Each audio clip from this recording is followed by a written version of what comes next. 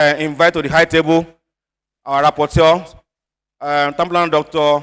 Mrs. Udo. So please come to the high table. Please, let's appreciate her. Let's appreciate her. Joining her on the high table, because one of them is actually in the team that is visiting the Vice Chancellor.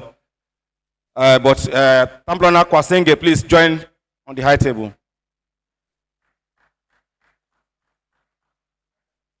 All right. And of course, my very self, Town Planner Dr. Bola Bochisami, will be the third person on the high table as we present the wrap-up of yesterday. Thank you.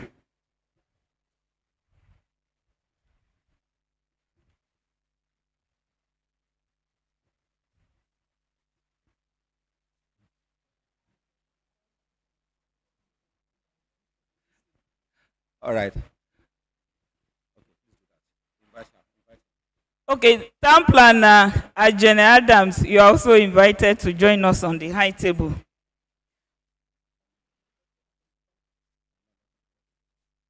Let's put our hands together for him.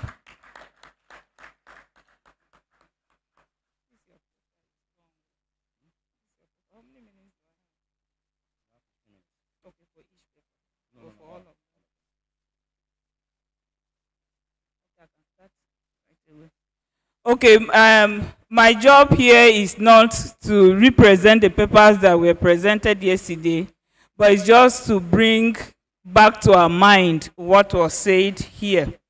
Okay, the first paper was titled Physical Planning Services Beyond the Preparation of Master Plans and Schemes. The paper was put together by Professor Ayo Olagunyegbe, but it was presented by our able chairman here. The paper was structured into 7 sections. The first of it was the introduction. The introduction brought back to our mind the historical context of planning, and then he started tracing it back to the ancient and medieval periods. He talks about the Renaissance period, about the Industrial Revolution, and the ease that the Industrial Revolution brought to our society, and then the need for organizing space, which actually gave birth to what we have today as town planning. But he quickly mentioned the early thinkers like Ebenezer Howard and La Cobolsa for their contribution at that period. After that, he took us to the definition of terms, where he tried to define what planning is. And then he upheld the views of the famous definition by Louis Kibu and Falaudi and Mabungunje, who tried to bring the definition of planning home. And all these definitions highlighted different aspects of physical planning, such as orderly growth, land use efficiency, economic growth, sustainability, and the rest of it. And then he was able to synergize all these definitions and bring us one definition of planning.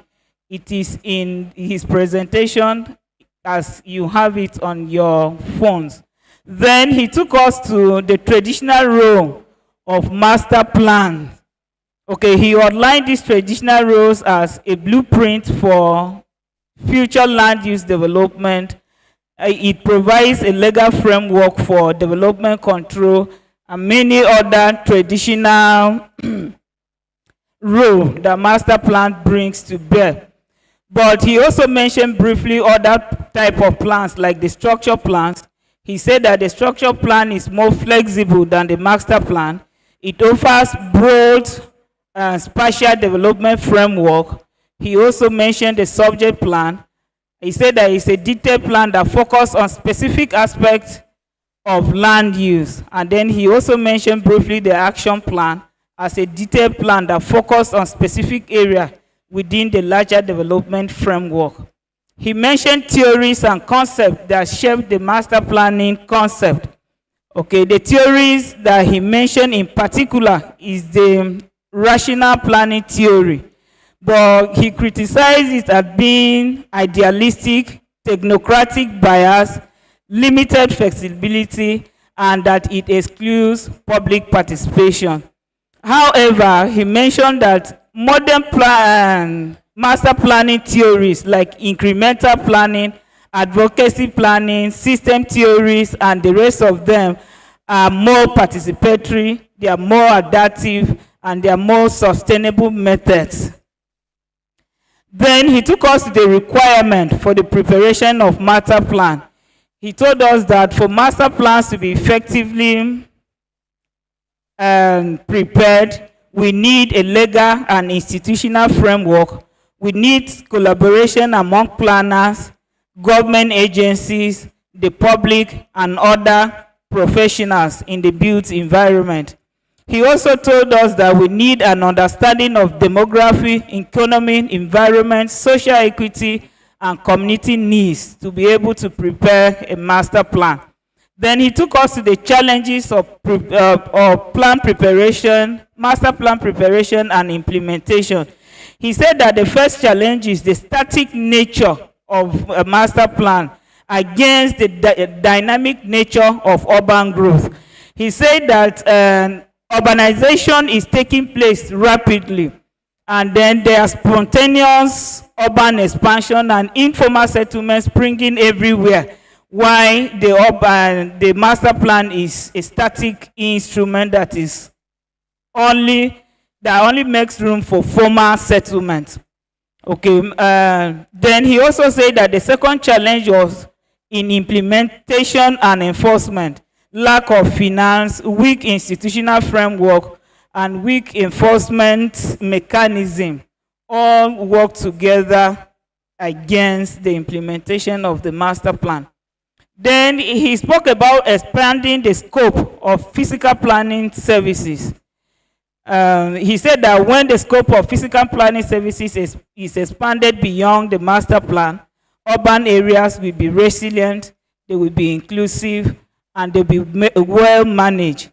In his recommendation, he recommended the following strategies: urban governance and policy formulation, sustainable development and environmental planning, infrastructure and service delivery, community participation and stakeholder engagement, smart cities, and technological innovations. Then he took us to the role of innovation, technology and innovation in physical planning. He mentioned the use of GIS for mapping, spatial and for spatial analysis, for visualization of data, access to land use pattern, and site selection and land suitability. He said that with GIS and remote sensing, all of this can be done. He spoke about smart cities and data-driven planning, that we can use these technologies in the area of managing transportation, energy consumption, and public safety. We can also use it in public engagement when we are able to present with 3Ds.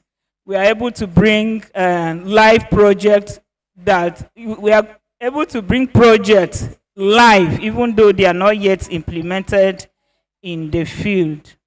And then he mentioned challenges, that there are, however, challenges that are facing physical planning services in Nigeria.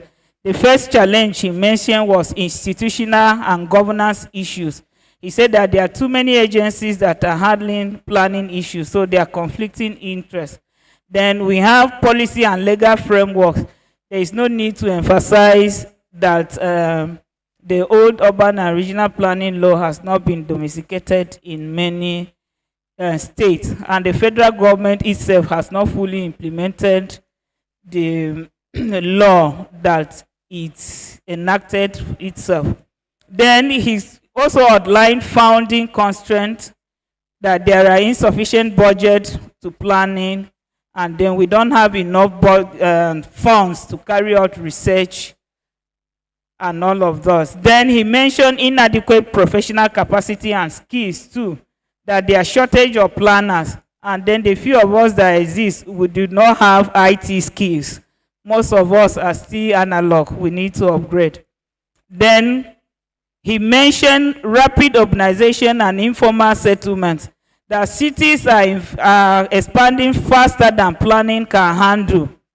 Before you know it, and because he mentioned a lot of things yesterday, he said that the cost of land is one of the things, that cost of land in the inner core of cities is very high. How do you expect a civil servant to buy only land at a very high cost? So because of that and many other reasons, we have urbanization, outpacing, and planning intervention.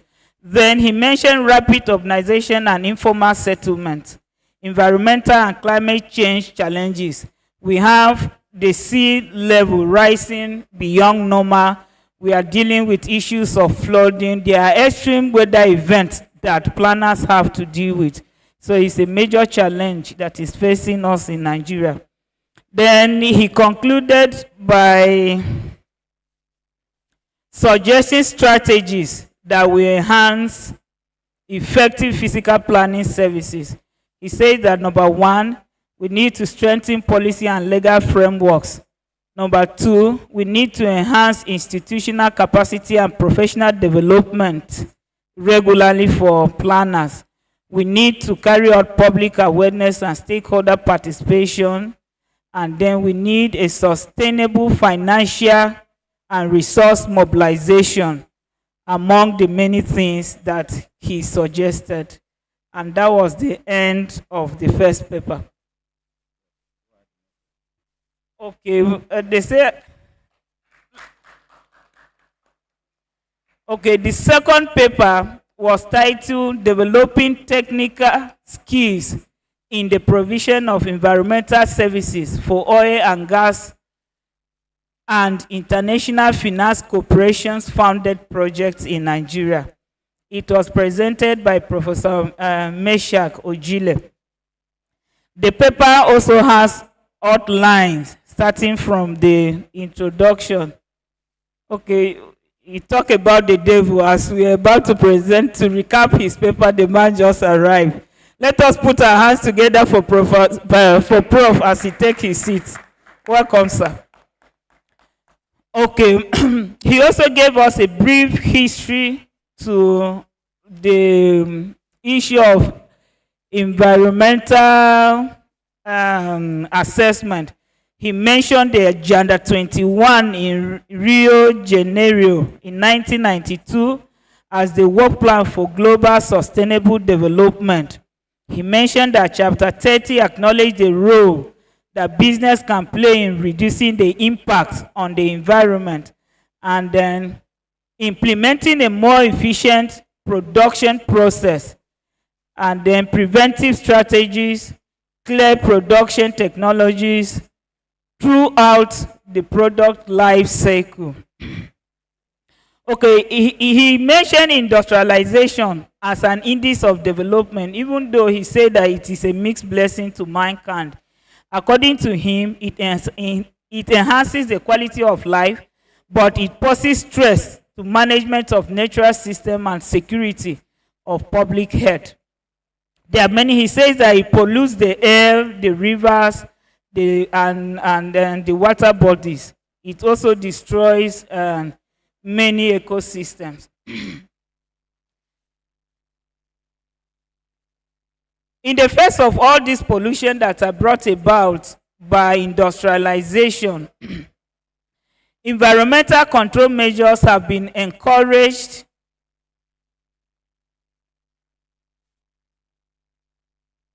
to use alternative technologies to protect industrial accidents and implement environmentally responsible practices. Okay, and then he took us to the oil and gas project activities that are causing harm to the environment.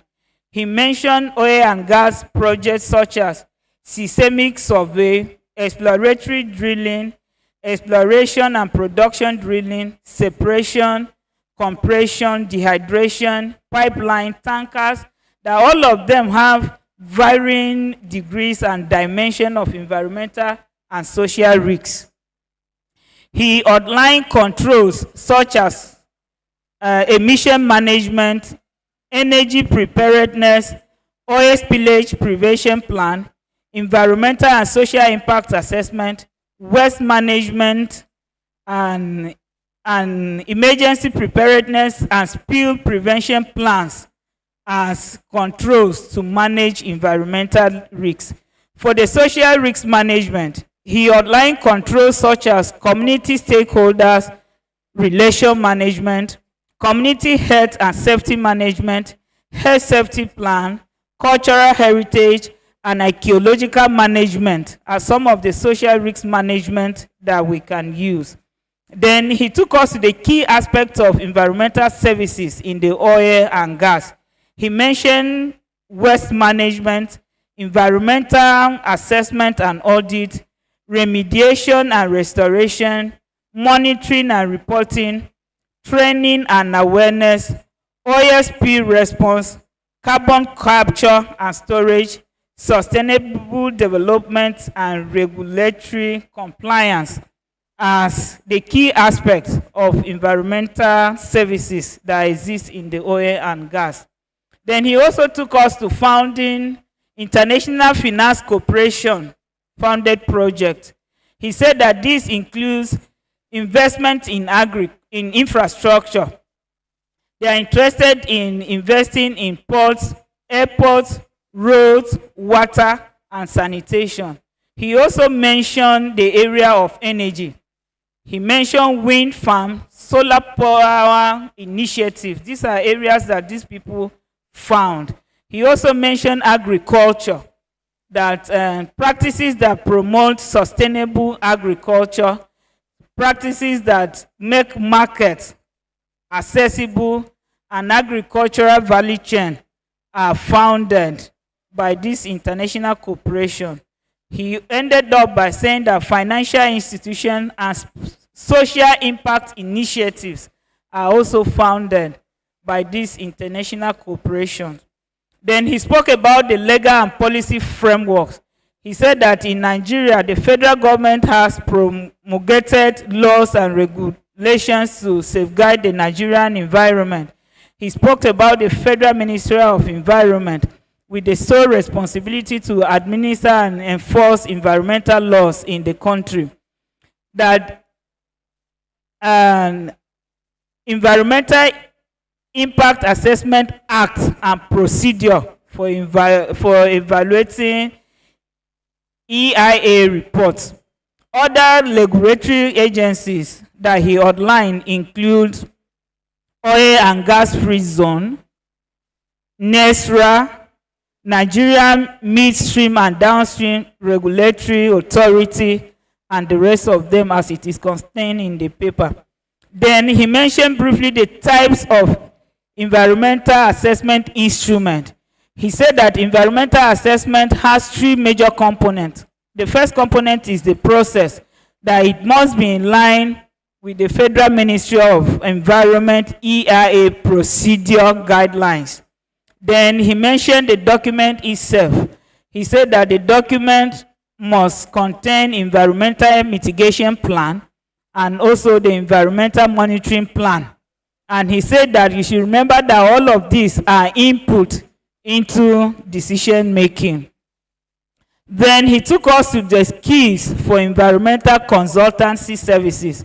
He outlined a number of skills that we need to acquire. One is scientific knowledge and technical knowledge and skills, that we can use these technological softwares like AutoCAD, SketchUp, Microsoft Excel, Microsoft Project, ArcGIS, and Global Mapper to help us. Then he talked about our reputation. He said that we need to develop reputation for safety and other things. Then he said that we need to also have the ability to meet deadlines, that we need licensing, education, and experience as keys to excel in this field. Then we also need deep knowledge of environmental regulations. Then we need the ability to collect and analyze environmental data.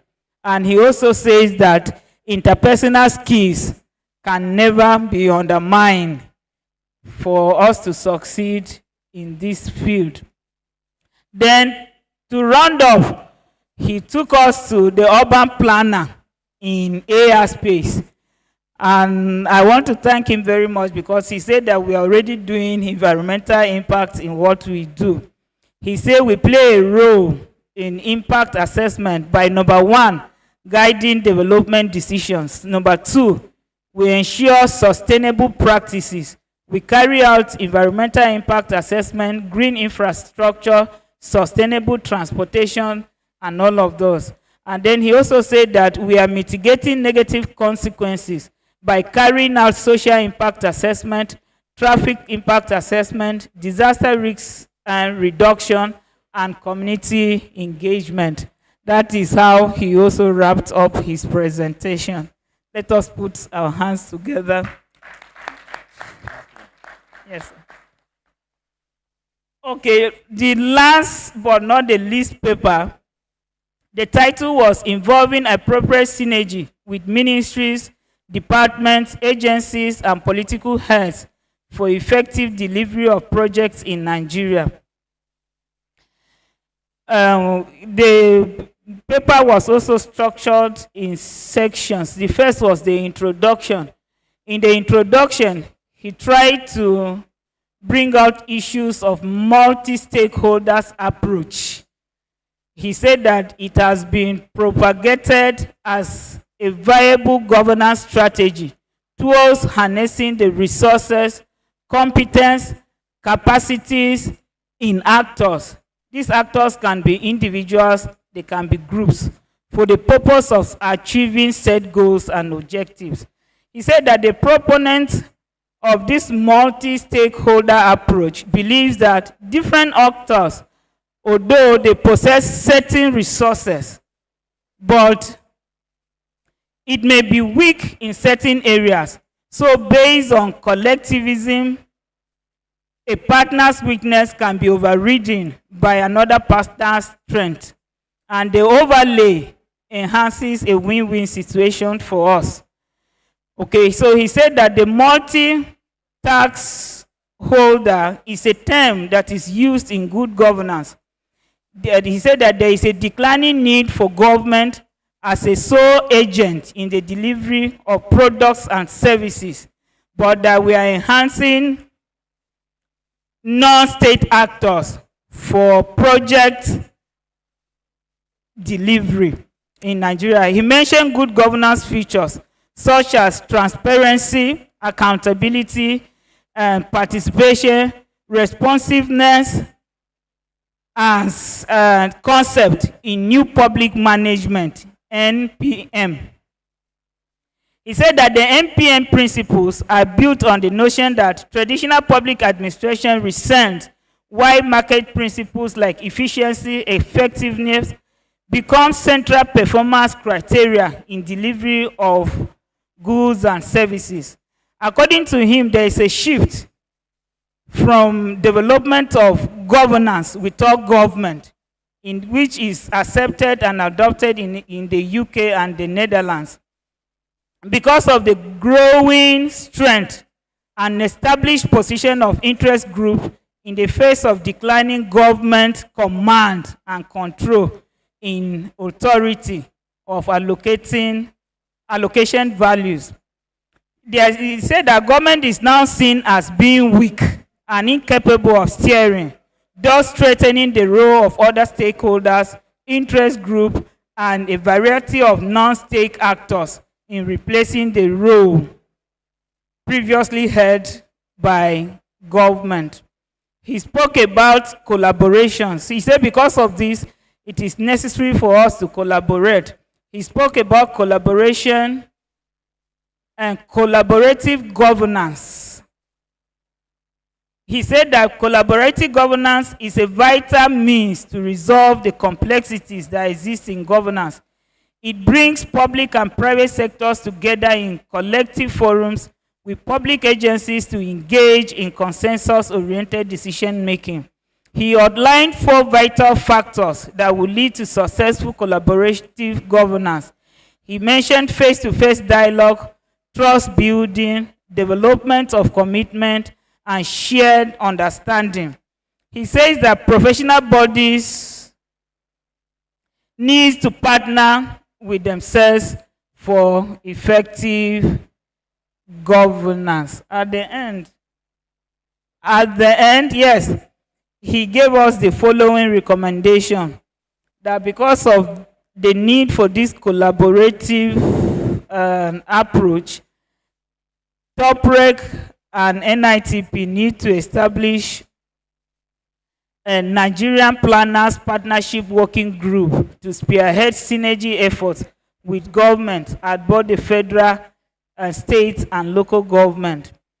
That this NPPWG will be responsible for identifying projects through medium-term expenditure framework, yearly national, state, and local government capital expenditure budget. They will map out the location of these proposed projects at all levels, including even the community levels.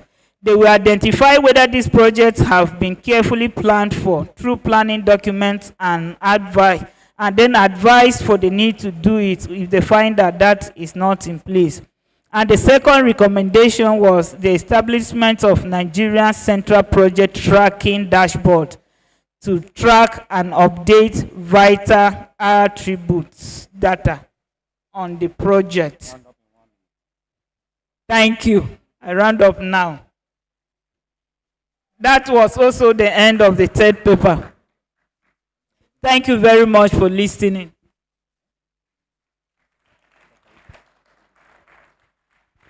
Yes, while the wrap-up was going on, the two presidents came in. I earlier announced that they were on the courtesy call. Our two presidents, Tamplana Professor Gusu, representing the Tamplana National Council of Nigeria, President, and Tamplana Dr. Ogbonna Chime, the National President, came in. Please, can we appreciate them, please? You are welcome, sir. Now, if you agree with me that what Tamplana Mrs. Udo presented was the true position of yesterday's proceeding, can we appreciate her and the entire team once again? So at this point, I would like to hand over the microphone to the National Secretary of the Nigerian State of Tamplana, Tamplana Dr. Zayan Mohammed, to take over the proceedings henceforth. Thank you.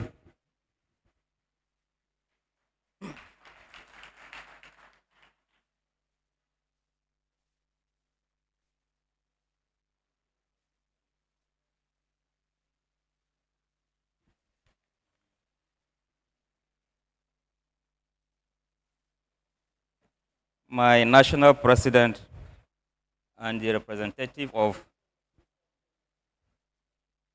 TOPREC president, the chairman of the MCPDP, past president David Gamva, senior fellows in the house, ladies and gentlemen, good morning. Good morning. Morning. Yes. I think town planners are blessed and town planners are unique. Going by what the chairman MCPDP said, I'm not sure even people that came this morning have missed anything out of yesterday's presentation. As if it's a perfect replica of what we had yesterday. So can we give a round of applause for ourselves? Now, as you rightly heard, we are now going into syndicate sessions. And I want to announce the personalities that are going to chair and lead each of the sessions. Now, we have divided this hall into three. To my extreme right, to the extreme left, and also at the rear. And we are going to use the row in the middle as a buffer, just as a means of, reducing interference and noise. For syndicate session 1, on the topic, developing technical skills in provisions of environmental services in oil and gas and IFC services. That session is going to be chaired by Town Planner Dung Ruan and is going to situate at the right-hand side, this row. Now, he is going to be assisted as a co-chair by Town Planner Ifan Aundova. He is going to co-chair the session on the right-hand side. You can take your position. For Syndicate Session 2, on the topic Physical Planning Services Beyond the Preparation of Master Plans, the paper delivered by the chairman of the MCPDP yesterday is going to be chaired by my senior brother, Professor Davidson Alachi, Prof, to the extreme left. And as a co-chair, we have Professor Mrs. Irene to the extreme left. Prof. Irene, is she here? Okay, she's on her way. Then the last and not the least, the third syndicate session on the topic evolving appropriate synergy with ministries, departments, and agencies. They are going to be situated at the rear, and that session is going to be chaired by Town Planner Dr. Hope Thompson. I just saw him around. Town Planner Dr. Hope, okay. Sir, your session is the one behind, and he's going to be assisted by Town Planner Ahmed Akinola, Town Planner Rotimi, okay, behind. And the coordinator of the various syndicate sessions are also going to be joined by the three paper presenters so that justice will be done to the discussion. So if we are ready, anybody can choose any of the sessions that he wants to join. I don't know if I can take the topics again so that you can identify your interest and move to the right location. To my extreme right is on the topic developing technical skills. To the left, the fiscal planning services beyond master plan preparation. And to the rear, evolving appropriate synergy with ministries, agencies, and heads of government.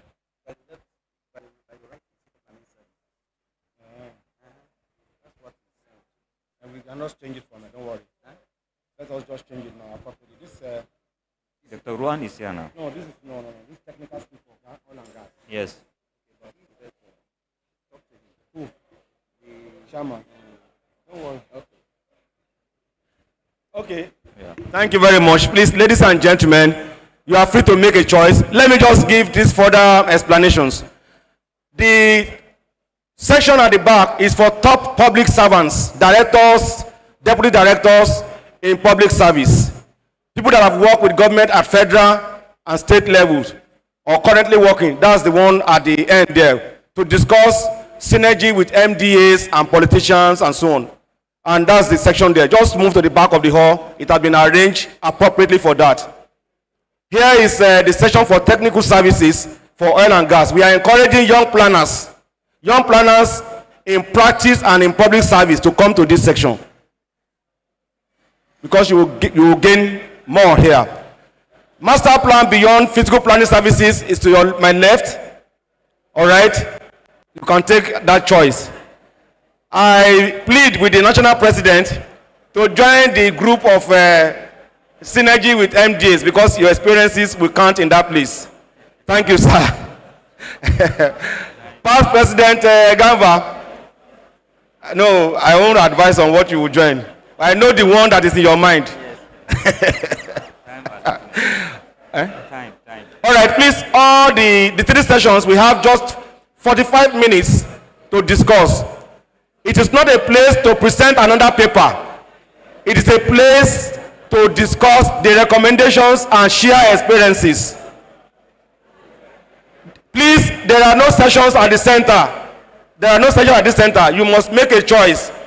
Hello, you either go to the right, technical services and environmental impact for oil and gas and international funded projects. African Development Bank, World Bank projects, development of airport and so on. or you come to planning services beyond the master plan to the left. You cannot be at the center, please. At the back, hello. You cannot be at the center. This place is free. Here is free. Okay, don't worry. All right. So, hello. You cannot be there, please. Hello, sir. I'm talking. Hello, sir. Yes, this place must be free. You either join here or here. At the back, top public servants, director, deputy directors, go there. It has been arranged for you.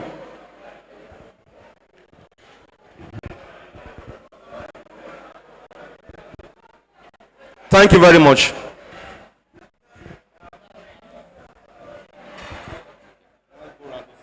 Yes. Yeah. Who are the rapporteurs? The Tambra Mrs. Udo to come forward. Okay. So that we'll go around and. I thought it will be after the. No, just to go around. Okay. Go around. Okay. Be sure that Okay. she mentioned to them some of the recommendations Dr. Udo. that can start their discussion. Okay. Hello, Town Planner Dr. Udo. Yeah. I don't know whether you have already made a choice to stay with this group, but being the person coordinating, it is expected that you go around all the three groups as the discussion is going on. Exactly. Yeah. Yes. I also want to remind us we have 45 minutes for each group to wrap up their discussion for presentation. Thank you.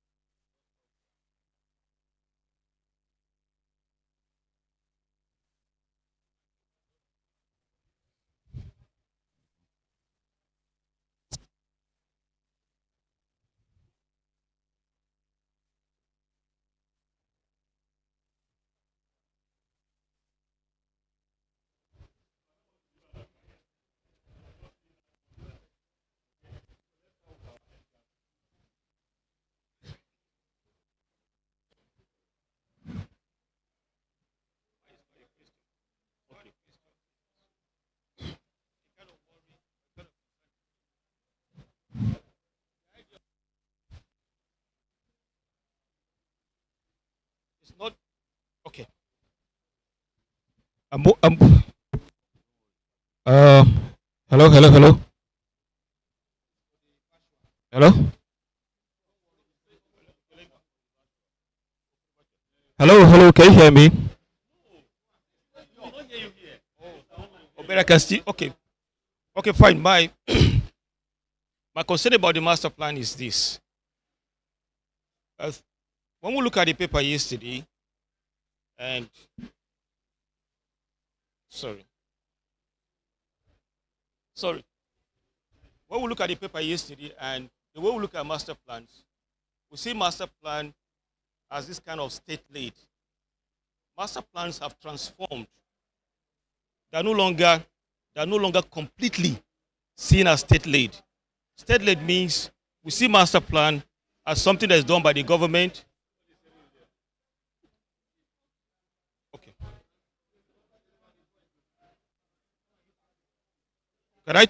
Can you hear me now? My worry is we see master plan as something that is only state-led. The literature on master plan has gone beyond the idea that master plan is state-led. Master plans these days can come in three categories. You have the state-led, you have the private sector-led, and then you also have what is called new cities. Now, let me use Abuja as a context. In Abuja, you have the Abuja World Trade Center. That's worth $3 billion. Now, so much money has come into the city. It's called new cities. They also have master plans. So it's good that any point we're looking at master plans, we should differentiate that from that of the state-led and private sector-led or new cities. It will help us so that whatever solution we're dealing with, the solution for the state-led, which is mostly what we're looking at and what the paper looked at, might be different from when you're looking at master plan as new cities or smart cities or private sector-led. It's very important. And then again, sometimes the problem is not even the master plan. The problem is we have structural issues. Weak institutions to implement the master plans. And they also have issues about actors, negotiations, and all that. So let me just pause there. For me, those are my concerns. Differentiate master plans and look at the structural problems that implement the master plans. Otherwise, we'll just be going around the cycle. No matter how you have a beautiful master plan, if you don't address the structural issues, the master plans will not be implemented.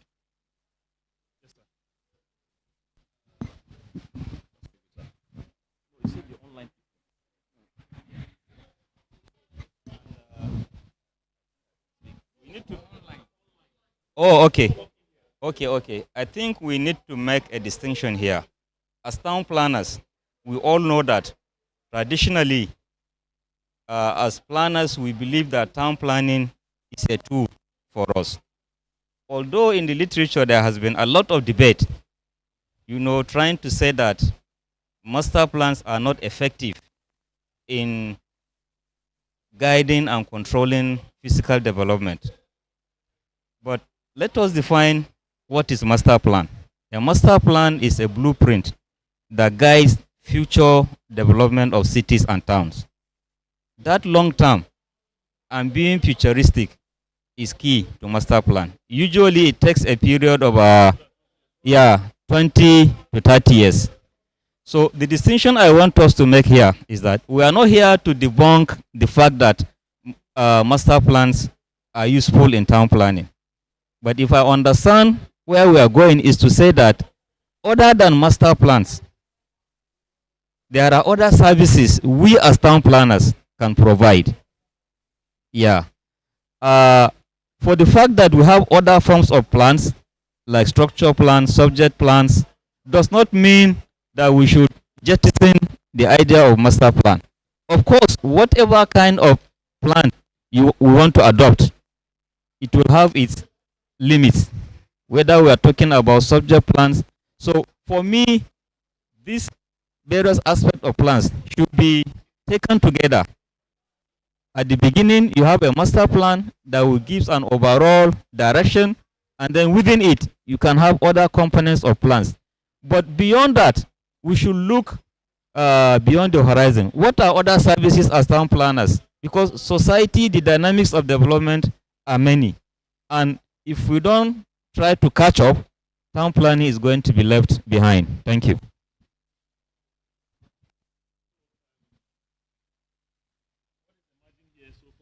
Say, yes, we agree that master plan is key.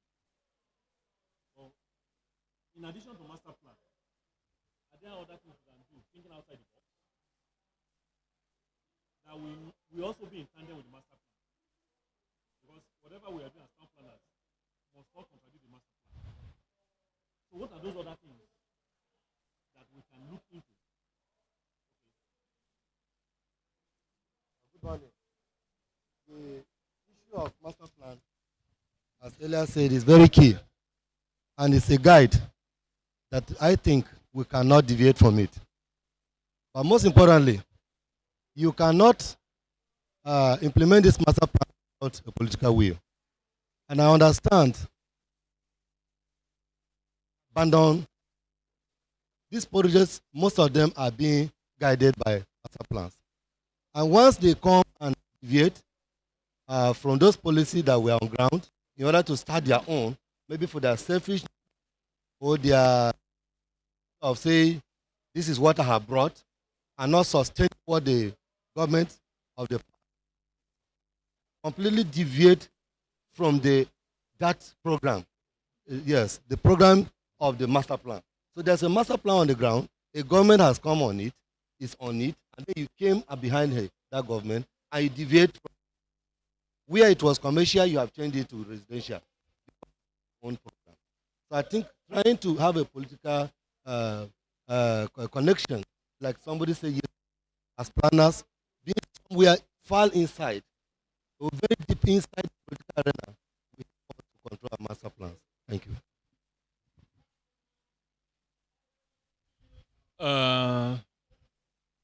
Well, the point is, he has made is clear. Okay? Retain master plan, but beyond master plan, develop political will. So even if changes are envisaged, those changes will be within the scope of the master plan, not abandoning the master plan. And I think that's the right way to go. What are those additional things we can do within the content of master plan that can still promote our planning practices? Yes, sir.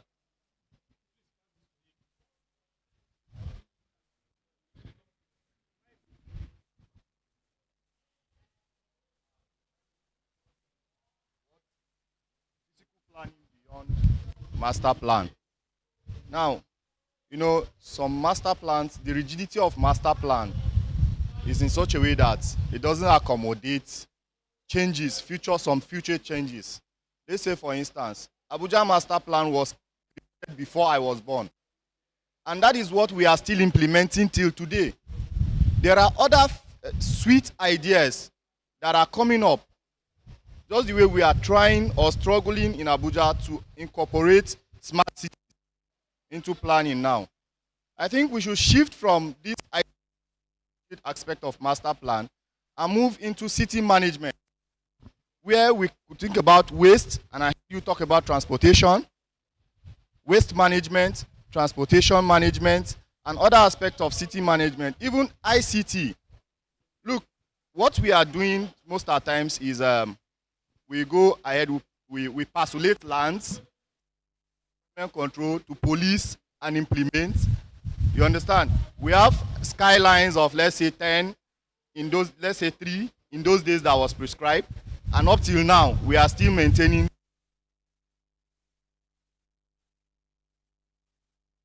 What are we doing to the sky? So we should instead of creating master plan, let's do inclusive planning. Let's do subject plans instead that can be implemented within a short period of time and accommodate changes. Thank you.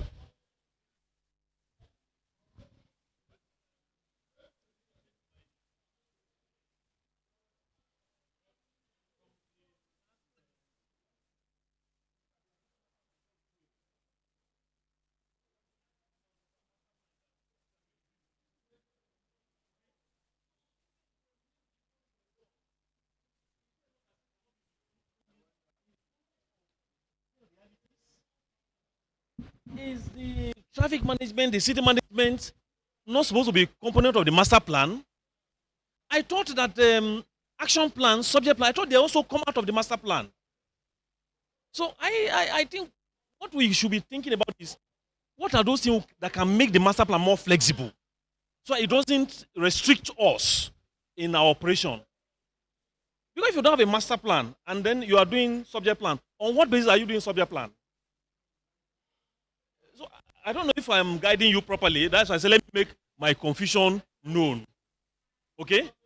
My understanding is that a master plan is reviewable and it's reviewed in the context of new realities. If master plan was prepared in a place where there was no Nitel towers, MTN towers, now they are here. We review it to accommodate these new realities. How can we make this thing more flexible so that it doesn't tie us like we are in a prison because we have a master plan? Yes, sir. What is a master plan? It's a document, right? Used to guide what? Of what? Settlements. But they rural or original. Whether we like it or not, you must do a master plan. We are in Nigeria, we are in Africa. We have levels of development, different types of developed countries. Don't go too far away. Let's face Nigerian challenges here. Our towns are growing what? Unplanned. And we're having a lot of problems. How do you use a master plan to address those ones? Don't think of those utopian foreign ideas of planning. Let's come down and think of what we have to do here. Smart cities. Can you ever get smart cities in Nigeria within the next 5-10 years? You just waste a lot of money. Yes, you can do part of it in some section of our hybrid areas. Smart. In Nyanya. All these places. Are you going to do smart cities for them? That's where most of the population are. MAKURDI, all these towns. We have challenges in urban management and urban development. How do you use and to do it? First and foremost, look, we have national, we have states and local governments. We must have the enabling law, right, to ensure that who does what and when. Our constitution first has a problem. You all understand. Lagos state government took what? The federal government to court, right? And they say it is what? Either residual or what? The one. And show what level or who should do what at legal side. First, constitutional review. Secondly, when that document is prepared, the master plan, it must have what? Backing. When it's legally backed, people must know what and who to do and what they are. So you must what? Advocacy. And how that master plan should be implemented. If he is not advocated, people don't know, you can't find a problem to solve it. It's very important. Thirdly, you have to know finance to implement that master plan. And most important, as I said yesterday, power to implement it. Let's talk about how we want to use master plan for. Don't take us to one level we don't understand. You're talking about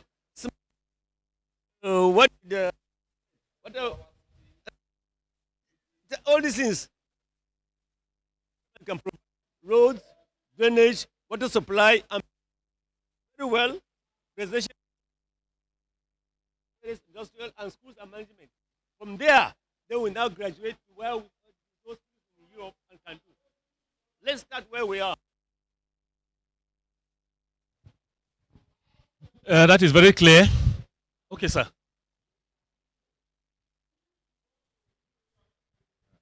Thank you very much. We are looking at planning services beyond master plan. And my understanding of that topic, goes beyond, the scope of the master plan. In the sense that what other services can we as town planners provide, aside from master plan? And I think that for us town planners, as long as what people do has to do with the physical environment, it concerns us. Because planning is about uses, isn't it? It's about land use, how you put the land to use. And so I see it as encompassing, education, as encompassing businesses, as encompassing communication, and so on and so forth. Our business. If the master plan has been prepared and is to be implemented, then planners must have to be engaged in those organizations. In schools, higher institutions, we have them already. What about secondary schools? Who looks after the implementation of the structures in that place, the land use? It's the job of the planner. If we must achieve planning, then it has to go to that extent. It has to go to that level.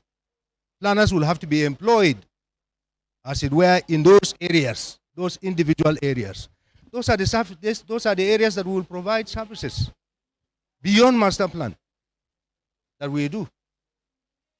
So everything that have a use and is taking place on the land, planning is about land use control.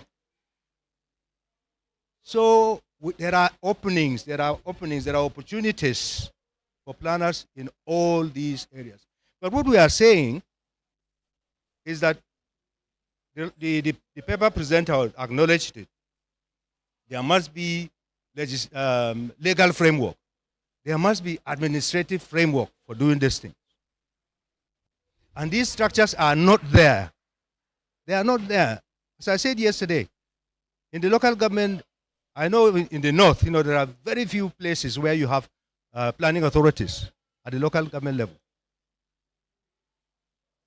And if at the national level itself, the promulgator of the law has not even established the commission, then where are we going?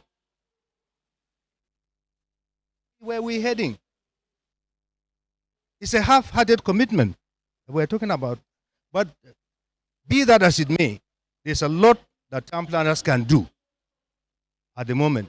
There are lots of opportunities which we have not explored, which I think if we do, we wouldn't have, a lot of planners roaming the streets, doing nothing.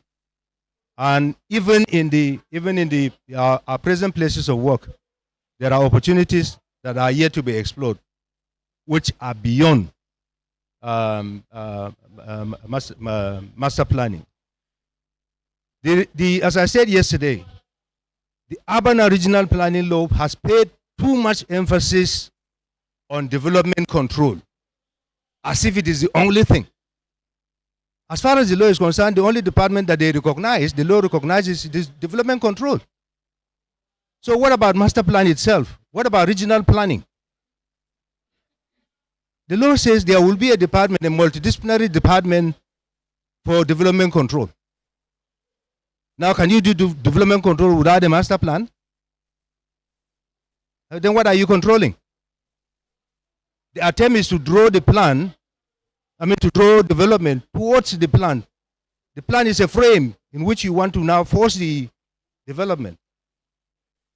And if you don't have the plan, then what are you doing? Sorry, I've spoken too much. We can take off from there. I'm coming. So we don't go back again. The tone is set from what he has said. We need master plan. We have issues with it. But beyond that, what should we do? What are those other things that planners can engage in? So we don't just say, because there's no master plan, so we hold our hands. I think that's the direction we are going.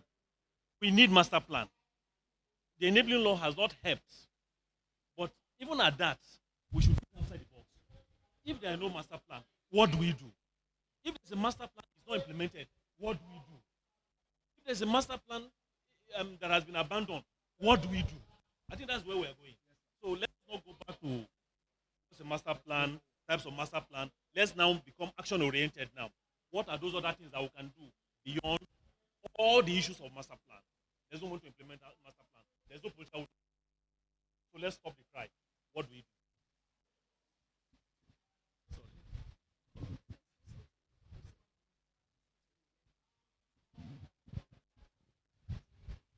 Good morning, my colleagues. I think just like Just okay. Just like Prof said, we should look beyond the master plan.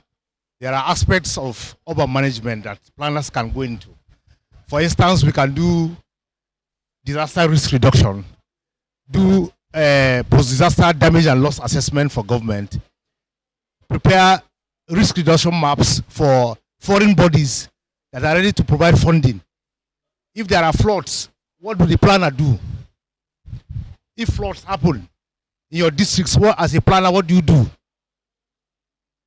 That is why we need to go for training and retraining.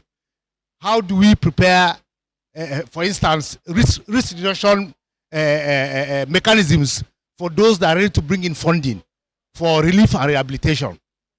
There are so many agencies, international agencies, that are ready to help in funding. How do you convince them with your blueprints that if you do this, this, and this, it will bring back better people the way they are before? I think these are areas planners should look into. How do we should explore newer areas. Climate change has come to stay. We must look inwards and see how we can develop mechanisms to help in alleviating, for instance, flooding that has become a yearly occurrence in our cities. Thank you. So at our city level, at our state level, it means that even if the state government refuse to anchor master plan, we can sit at our local level, at the city level, and say, okay, we know that MAKURDI will face flood issues. What do we do to reduce the flooding in the context of MAKURDI? It may not apply nationally. It may not even apply at the statewide. So you had mentioned quite a number of things: disaster risk reduction map, flood resilience, risk reduction mechanisms. So we can sit at a state level and begin to brainstorm on these kind of things. Because if we keep crying that master plan, there's no master plan, the government will not listen to us. So let us find a way out.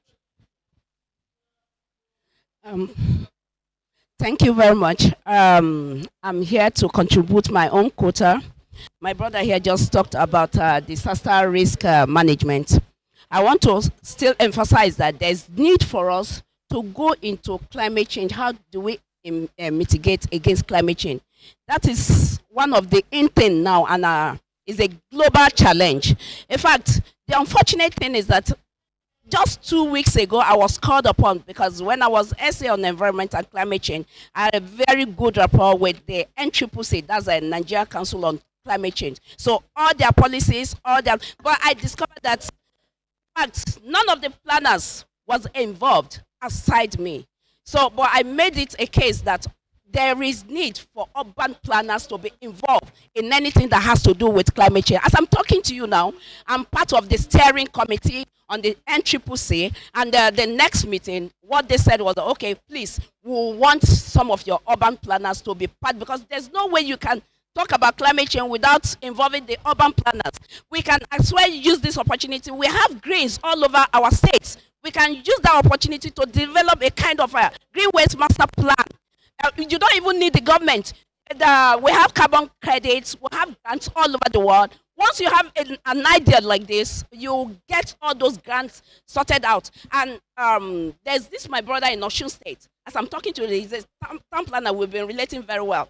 He has gone ahead to get grants, embarking on some of the green projects in Osun State. In fact, he doesn't really need to wait for the government to give him any money or all sort of that. Just go there, keen into all these international organizations that have all those carbon credits. Once you have a very beautiful idea as regards climate change, you are sure to go. You are sure to be given the grants and all of that. So it's very important for us to diversify. It's not all about the physical development within the city and all of that. We can go into the Green Waste Master Plan that will connect one district to another within our states and environment. Thank you so much. I think we're getting somewhere, okay? And the key thing that I've heard here is that we need to learn. Training and retraining. Okay, you have a degree in urban regional planning. Yes, but that degree cannot take you to the market. You need to add up. What are the new realities? Okay? Carbon credits, flood resilience, disaster risk reduction, risk mapping, and so on. So you are hearing new things now. But You can't sit down here and get them. You can't sit in your office and get them. Go out and get trained. Go out and get more information. Yeah? I'm happy about the tempo of discussion, and I want to thank you. When we are in a particular place as town planners, let us make sure that we are not the only one. That's a key point. When you have that slightest opportunity, make sure that you populate the place with planners so that you can be more. Thank you for that. And make sure you bring people that are very sound, that will contribute more, so that there will not be a liability in that committee. Yes. We are trying to look at planning from a business angle. Just like the Prof said, enough of complaints. I'll just share with you a points that you can take away. Points that you can take away. 1 minute, sir. No, I only need 1 minute, not 3 minutes. Traffic management report is possible. Go back to your state and let us see how we can implement traffic management report. Crowd management report. Crowd. In the last 1 year, people that want to share palliative, 500 people there was a stampede in Ibadan. Stampede. There should be crowd management report prepared by organizers of crowd above 1,000 population. Either you want to distribute poverty this, you want to do church, you must prepare a crowd management plan. Tell us how you are going to bring in people to control traffic. If there is an emergency, where would they go to? Somebody should be there. We should not just leave things in Nigeria as if we don't care for lives.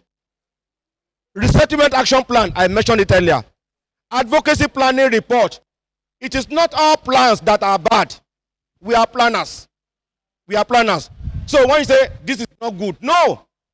If it can be amended and then be approvable, advocacy planning. Let us see if we go back to that. How can we make a plan that has been said to be rejected? What can make it to be approvable? If we remove this, add this one, can it be approvable? We are town planners to solve problems. We are to solve problems. So don't say, no, it's not possible. No. But what can we do? I'm mentioning them. Physical planning report. That they are doing that in Lagos is 250,000 naira per report. Physical planning report, very normal report. Change of use report. You are changing a particular use to another use. Hotels are becoming clubhouses. Houses are turned to clubhouses. You need to prepare change of use report. Housing deficit report. Housing deficit. Are we not having housing problem? For each state, for each local government, we can have housing deficit report. We can prepare that. Urban regeneration report, of course, urban renewal, we are close to, we know that. But since we did this urban renewal planning of section 79 to 86, how many of us have done urban renewal report? We don't do it. Waste management, somebody has mentioned that. Flood management, somebody has mentioned that. Every year, Niger State, 500 people missing. And we don't care. We don't care. Don't let us wait for engineers. Let us prepare in our office. Let's prepare a small plan and submit to them. Let them discuss it. They will know where it came from. Climate change assessment report. Anything they want to do now, even businesses, they will ask for climate assessment. But who are preparing it? When I got there, I was seeing people from chemistry preparing climate change report. No, now it should be us. Thank you.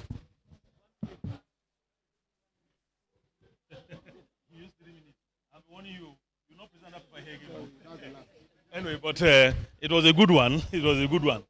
So I think, yeah, we may not be able to exhaustively list out all that we can do beyond a master plan. Are you hearing me? Are you hearing me? Yeah, they are part of, and they are hearing us, sir. But what is important here is that you are going from here with a new understanding. There's an eye-opener.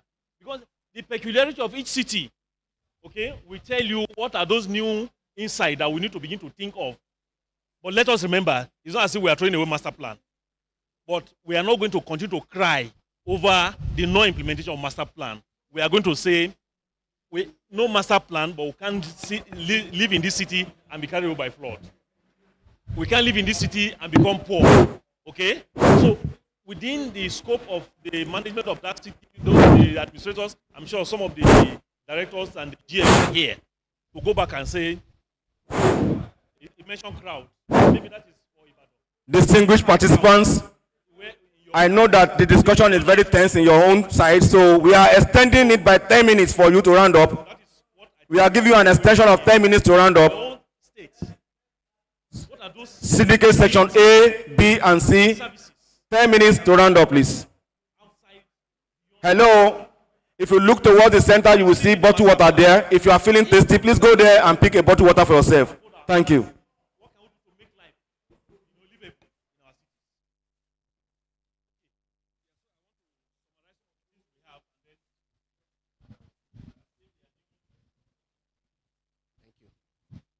I am town planner, Boya Christopher. I want to say hello. Okay, on my own. All right, I want to deviate a bit from what we have been saying here. If I recall very well, our law establishing the Nigerian Urban and Regional Planning was in 1992, and it was under the military era. And the military, you know how difficult it is to make it through them. But our founding fathers were able to get that law passed under the military. And here we are, over 30-something years. We have not been able to demand for the Nigerian Urban and Regional Planning Commission at the national level. And we are in a democracy. I think we have been laid back a bit. We should be able to move forward. Like if we have a day set up, we can march to the National Assembly and make a demand that we'll march to the National Assembly, stay there, and make the whole world know that it is our right to have that commission. Because if we continue to write papers and continue to hold this kind of discussions, the bottom line is that that commission has to be set up. And this is, we the young ones that are coming up, I want to give credit to our founding fathers who got this law for us. It is our responsibility to ensure that we get our commission established. And we must not take it lightly. We have to forcefully go for it. Thank you very much.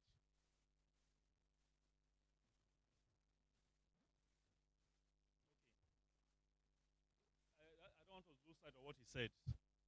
I agree with him 100%. Speaker, sir, we agree with you 100%. But we are saying that where it has not yet been done, what else can we be doing?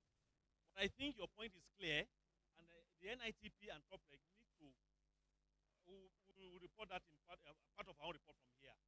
Okay? We need to be more proactive about getting the commission at the national. But we are saying here that while we are waiting for that, while we are fighting that, what else can we be doing?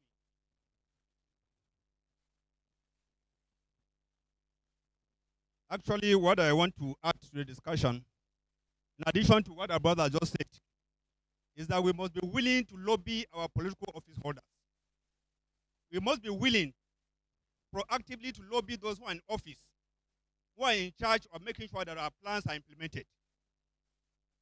We are saying by what we are arguing here that those who are not within plan areas, it's like they are not doing anything.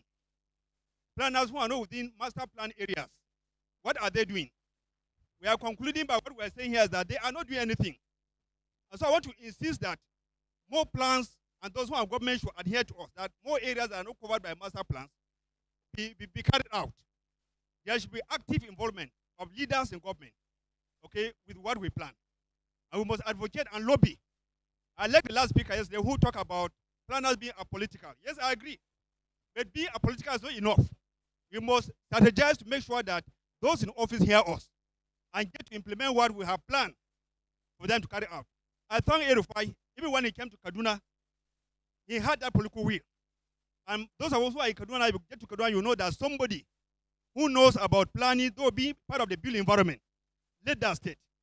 He had that consciousness that by planning an environment, the environment can be given more value, the environment can produce more, the environment can attribute more investment. And that's what we see in Kaduna State right now. He left Abuja, and the footprints are still there. So I insist that we get close to politicians, or get involved in the politics ourselves. It's not easy for us to end up on the seminar tables, and we are not there on the ground. I've been on the ground and I know what is happening, and I'm insisting that we should make it a point of duty to promote and sponsor those among us here who cannot make it on their own to get to political office so that they can amplify our points the more. Thank you very much.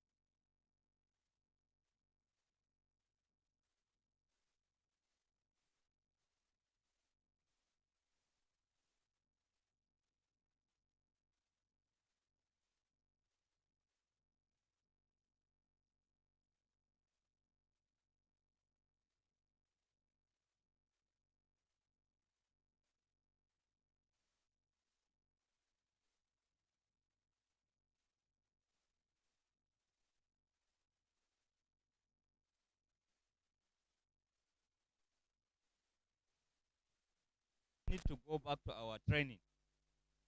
How is the curriculum of town planning? If it remains that traditional, you know, the way we used to do it, we are not likely to catch up with those new areas.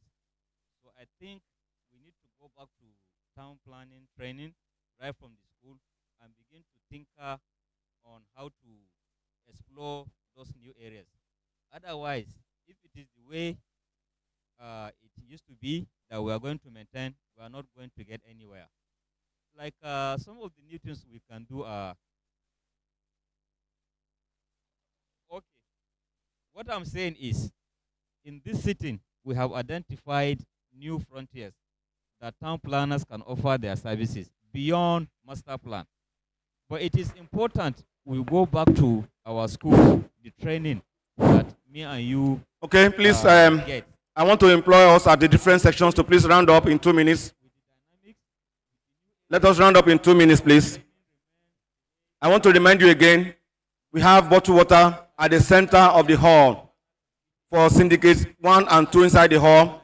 If you are feeling thirsty, please go there and pick one for yourself. At the syndicate center at the back, there's water there. There's a table there for water. Go pick, stand up and pick water for yourself. Water is life, please.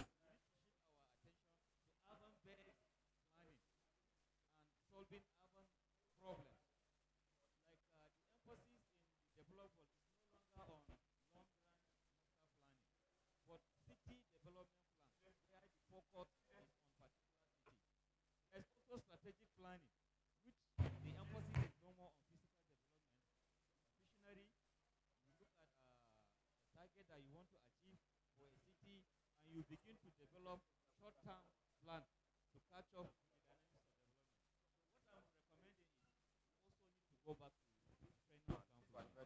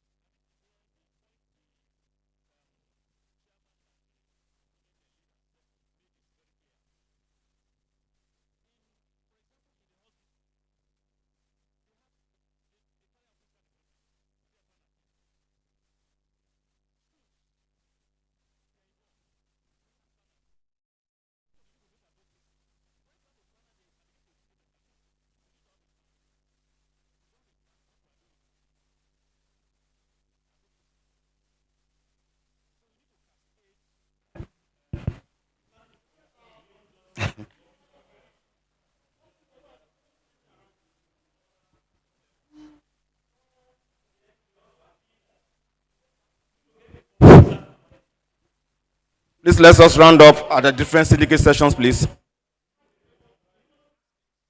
2 more minutes, please. 2 more minutes. 2 more minutes to round up at your sessions, please. Immediately after the sessions, the coordinator, the chairman and the co-chairman will come to the high table, and then they will present the summaries of discussions in their session. And then we discuss it for another 10 minutes before we start the closing ceremony.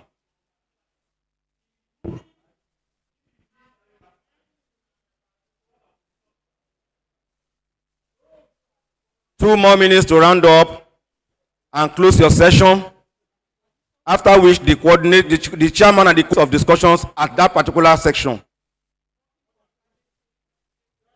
Thereafter, they will remain there while we discuss maybe 1 or 2, 3 questions for 10 minutes before we close that section and then commence the opening ceremony.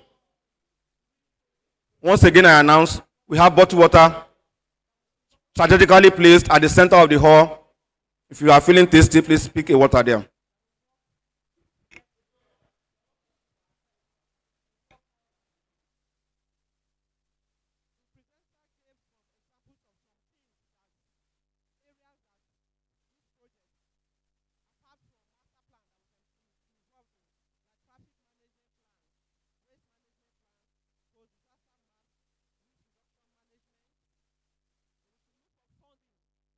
For the purposes of the order, so you can help us as you close, please help us to rearrange your chair appropriately.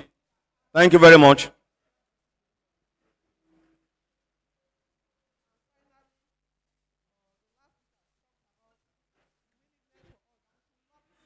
And because of the camera and the virtual streaming, it is advisable we first sit down at the central row now. Let us sit down at the central row now.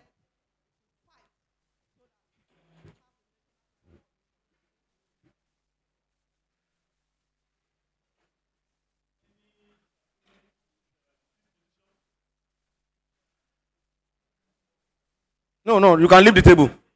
Don't worry. Just leave it like that for the closing ceremony. Don't worry.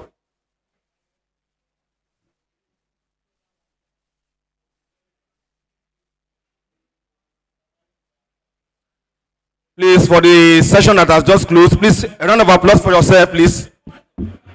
A round of applause for yourself for keeping to the time, please. Please, yes, clap for yourself. That's the technical skills for oil and gas group. Thank you.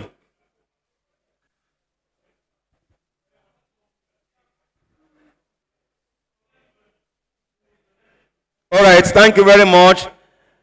The group on Beyond the Master Plan, please kindly rearrange your chair and then move to the central part of the hall for the purpose of those that are watching and virtually, that are joining us virtually. The camera is focusing more on the central part of the hall.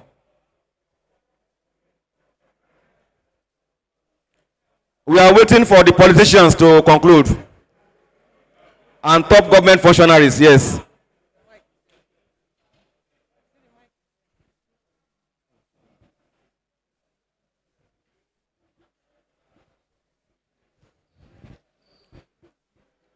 May I respectfully invite Tamplana Dr. No to please come forward.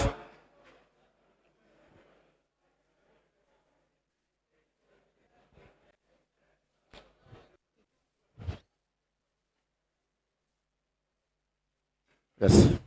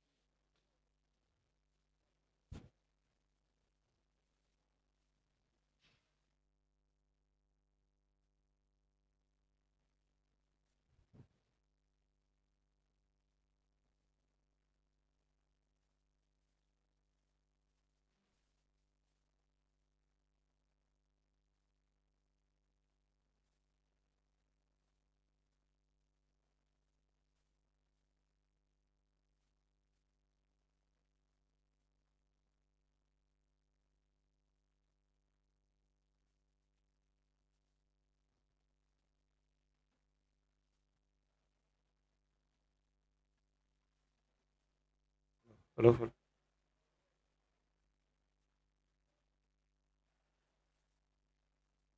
May I have your attention, please? Please, can we get settled down? For the sake of the camera, because it's also streaming live, it will be good to come to the middle so that the camera captures us. Those of us at the back, please could you come to the middle for the sake of the camera to capture us? Those seated at the back, to the middle, please. And those standing, please can you also get settled down? We are in the critical stage of this engagement. First of all, I want to thank all the chairman and the co-chairman for anchoring the discussions. So we'll call the chairman and the co-chairman to come to the high table, please. The chairman and the co-chairman that anchored the group discussions to come to the high table. Professor Olachi, you anchored the group. Please, can you come to the high table with your co-chairman?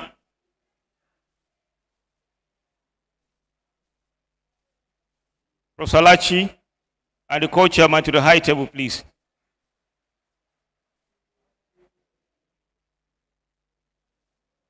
For the next group,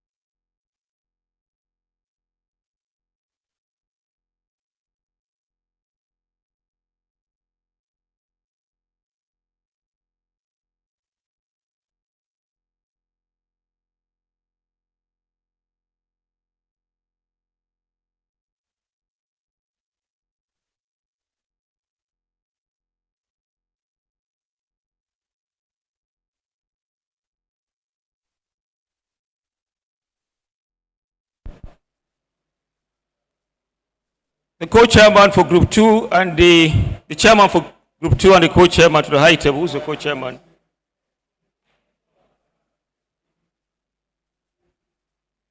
For group 3,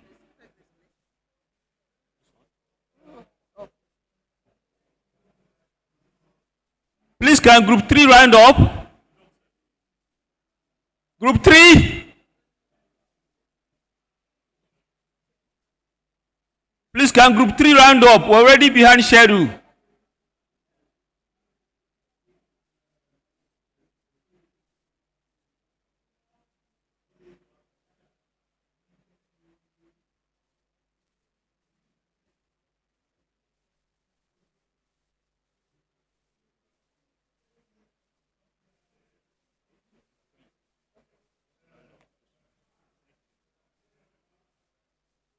Group 3?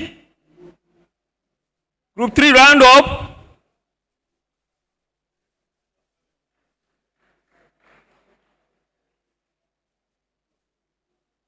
Group 3?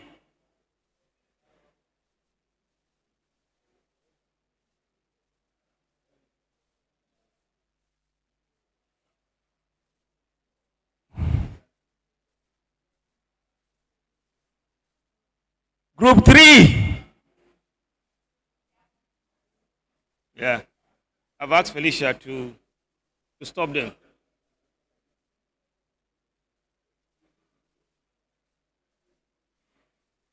Okay, group 3 is done now.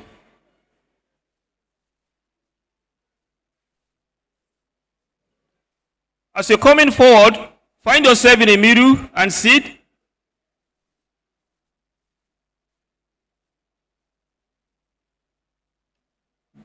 Get a seat in the middle and sit down.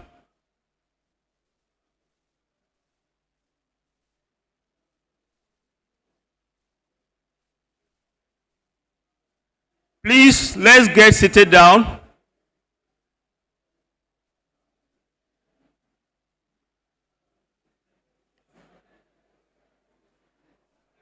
The group leader for Group 3, Patrick Yam, and his co-chair, you come to the high table. Town Planner Patrick Yam and Town Planner Hope Thompson, to the high table, please. While the rest of us, can we please settle down, sit down, orderly in the middle? You have the middle row to sit down orderly, so the camera can capture us.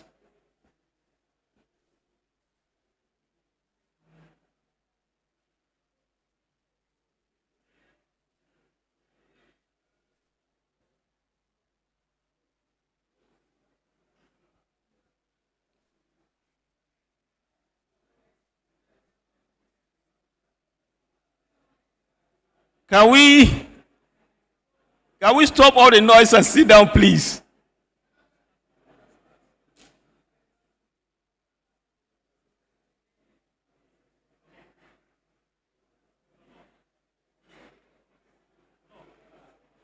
Yeah. Our registrar, please, can you sit down?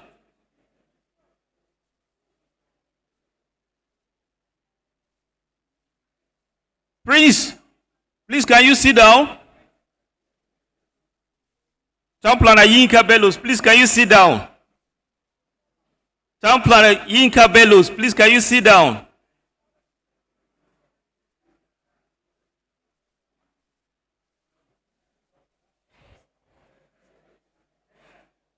Okay, so first of all, we want to thank all of us for participating in the technical session.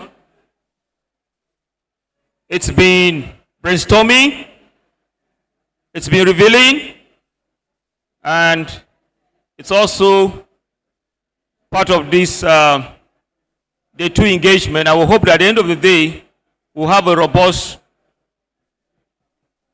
take home through the resolutions that will come out. Now, seated in front of you, we have the chairman of the technical sessions, starting with Professor Alachi and Town Planner Kun David, Town Planner Hope Thompson, and Town Planner Patrick Nyam. Now, this is the framework. The chairman and the co-chairman of each of the groups will come up 3 minutes, just 3 minutes. They will talk to us. They will talk to us what's been the outcome of their discussions. They will present that before us, the outcome of their discussions. Thereafter, we'll now take a couple of questions from the audience. And we hope that all of this will be done within 30 minutes, so that we'll take a break for 10 minutes. Once we're back, we'll round up for day 2 engagement. So I'll call on Professor Alachi to come forward and present the outcome of his discussions with the group.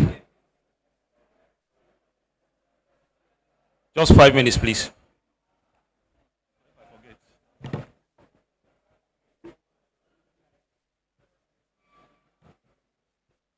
All right, thank you very much. Our group is the group that looked at fiscal planning services beyond the master plan. Now, there are 3 key things that came out of the group. The number 1 thing is that we agree as a group that we will not abandon the master plan. We agree as a group that our activities will still be based on master plan. However, to get the master plan functional, we need to get our urban and regional planning law passed, and we need to get our national commission passed. And the group agreed that to get our commission, if it means protesting to the National Assembly, NITP should lead. Gather all the town planners in Nigeria together we'll go occupy National Assembly and ask that the commission be established. The group also agreed that we need to also lobby politicians to ensure that more plans are prepared, carry out more advocacy. And wherever we find ourselves as individual town planners, wherever opportunity avails and your knowledge of town planning is sorted, use the opportunity to bring in as many other town planners as possible. So that being said, we also agree as a group that, so while we are still fighting to get the commission and to get the urban general planning law passed, we cannot continue on lamentation of we don't have a master plan. There are many other things that town planners can be doing. The list here is not exhaustive. For example, we can cascade plan implementation to lower institutional levels. Medical institutions, academic institutions, can we ensure that there are planners there insisting on plan implementation? We have agreed that as a group, we can carry out things like disaster risk management and all the aspects, disaster risk reduction, disaster mapping, and flood resilience building, and so on. We can carry on climate change mitigation, urban greening, carbon credit, waste management, traffic and crowd management report, climate change assessment report, and many others. Now, the third part of it is that this list is not exhaustive. Go back home. Look at your local environment. What are those creative energies that you can bring in that planners can be engaged in? So that while we are still fighting that master plan be implemented, that the law be passed, we are also still solving the problem of our cities and of our region. So this is the new insight. So as you go home, look at your local environment. For example, in Jos, you have issues of mining spots.